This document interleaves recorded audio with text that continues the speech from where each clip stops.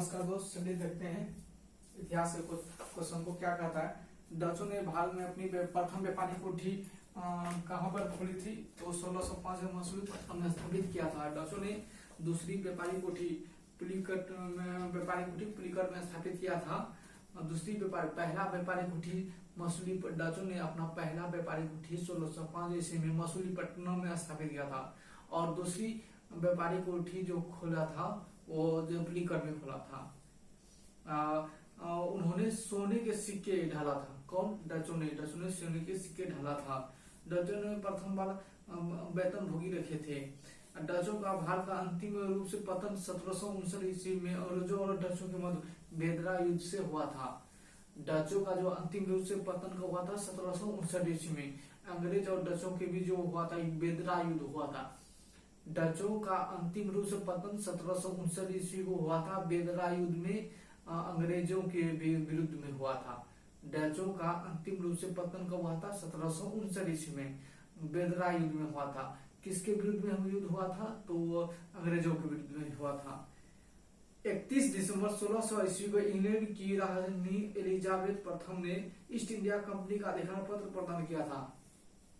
East India company का अधिकार पत्र किसने दिया था? इंग्लैंड की रानी एलिजाबेथ प्रथम ने। कब? 31 दिसंबर 1600 ईस्वी को।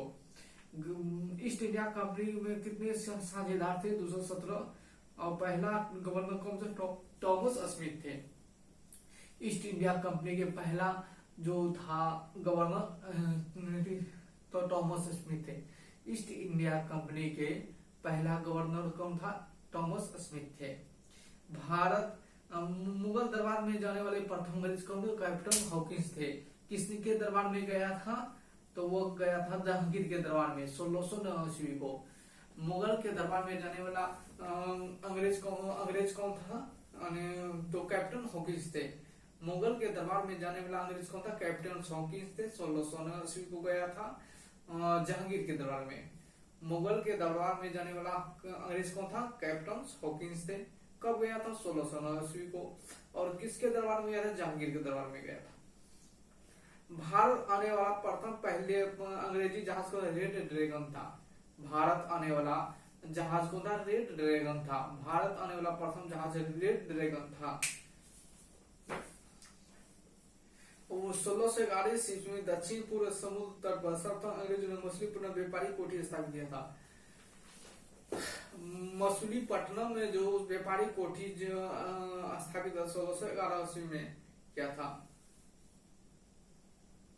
जहांगीर 1613 में एक फरमान जारी किया। अंग्रेजों को सूरत में थॉमस एडवर्ड के अधीन व्यापारिक कोठी यानी फैक्ट्री खोलने की इजाजत दी थी।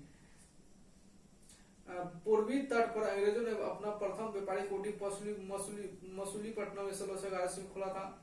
और सूरत में 1613 से व्यापारिक कोठी खोला था।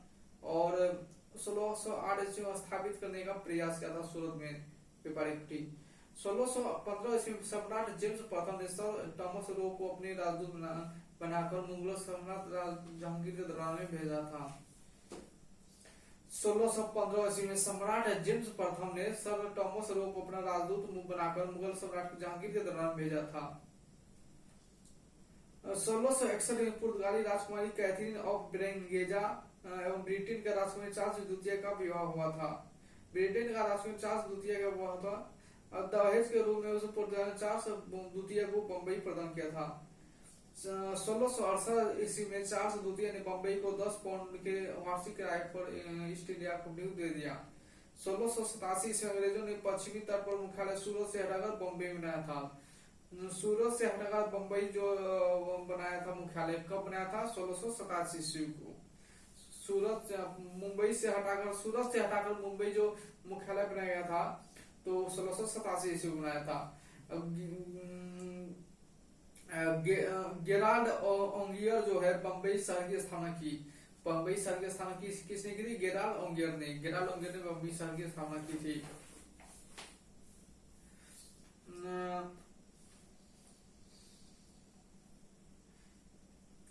कलकत्ता नगर जो है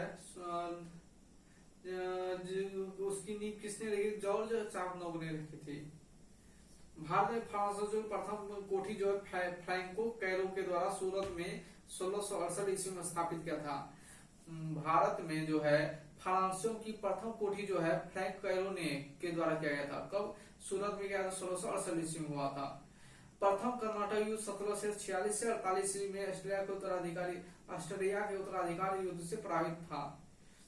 प्रथम कर्नाटक युद्ध में 1746 से 48 में ऑस्ट्रेलिया के उत्तराधिकारी युद्ध से प्रभावित था।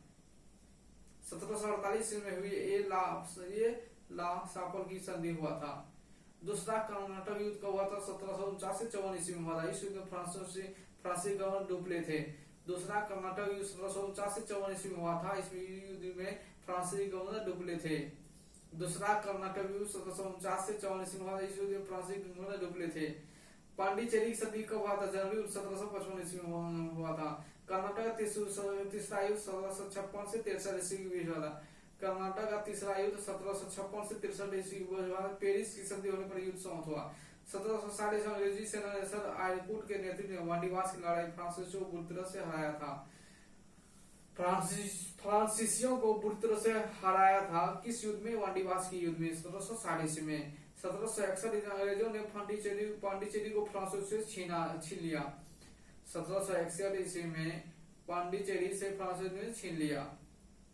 मुगल साम्राज्य के अंतर्गत आने वाले प्रांतों में बंगाल सर्वाधिक संपन्न राज्य था। मुगल साम्राज्य के अंतर्गत आने वाला प्रांतों में बंगाल सर्वाधिक संपन्न राज्य था।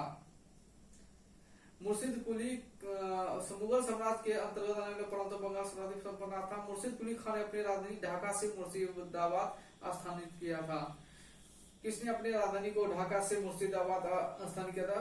तो मुर्शिद कुली खान ने। किसने अपनी राजधानी को मुर्शिदाबाद से ढाका से मुर्शिदाबाद स्थानांतरित किया था? तो मुर्शिद कुली खान ने। 1740 ईस्वी में गिरिया का युद्ध में सरफराज को मारकर बिहार के सर सूबेदार अलीवर्दी खान बंगाल का नवाब बना था। 1740 में गिरिया के युद्ध में बंगाल को भारत का स्वर्ग कहा जाने लगा। उत्तराधिकारी दामाद सिराजुद्दौला कब? गिरिया के युद्ध में जो है बंगाल को भारत का स्वर्ग कहा जाने लगा। गिरिया के युद्ध के बाद सिराजुद्दौला को उत्तराधिकारी बनाया था। 20 जून 1756 काला कोठरी की त्रासदी नामक घटना हुई थी। काल कोठरी नामक त्रासदी नामक घटना कब हुई थी? 20 जून 1756 को। काल कोठरी त्रासदी नामक घटना कब हुई थी? 20 जून 1756 ईस्वी को।